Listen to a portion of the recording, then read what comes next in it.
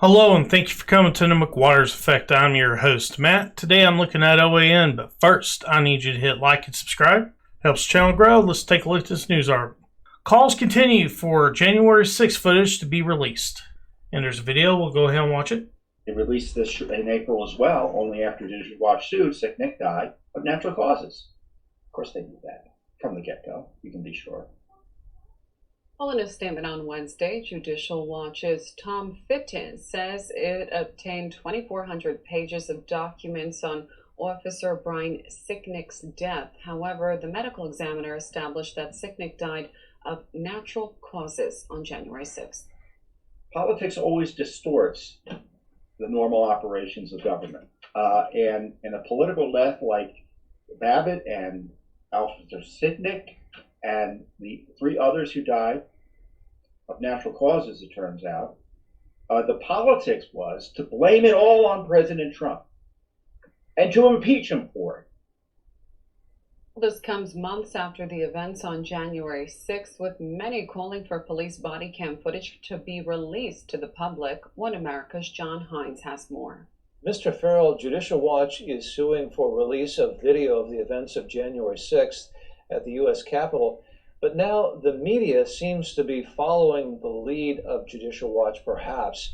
A group called the Press Coalition is calling for the release of Officer Fannon's body camera footage of these events. Why is there now, at this particular time, this push for Officer Fannon's body camera footage of the January 6th protest at the Capitol, sir? Well, the best thing in the world for the public understanding what happened is to get all the video out, not just selective body camera images of certain officers. The entire sort of corpus of all the available information needs to be made available to the public, and that's why we're in court suing. I don't know the particulars about this group, and I welcome them having jumped on the bandwagon, and their curiosity over one body cam is welcome, but I think that the broader, full library of information is what is best served for the public. How much video footage are we talking about, and why is it that Officer Fannon's body camera footage in particular seems to be of interest right now? Yeah, Fannon went up and sort of, made a very public display about what he experienced and what he saw and felt, and I don't discount that. His experience is his experience, but I'm always reluctant to tie the entirety of an event to one body camera when we know that there are many body cameras and there's lots of public video from various surveillance cameras that are set up all around the Capitol and Washington, D.C. And then, frankly, there's even video from people's own phones. So let's get the full library of material and not fixate on one person's body camera. Also, it seems like there has been some information which has come up with regard to Ashley Babbitt. Of course, she is the only fatality from that day. Her family saying that apparently she had no warning before she was fired upon. Obviously, if there were body cam footage available, it might perhaps be material in this incident. What have you heard, sir? Yeah, Ashley Babbitt is the only homicide that day on January 6th. And we know that because Judicial Watch successfully obtained the records of the Office of the Chief Medical Examiner, emails that detail that. Others died, but there were medical emergencies. There were heart attacks and strokes and one overdose, and there were other deaths related to the events. But the actual only homicide that day was Ashley Babbitt. And we still don't know the name of the police officer who shot her at a very close range, and shot her while other police officers were with or nearby her in the crowd on her side of the doorway.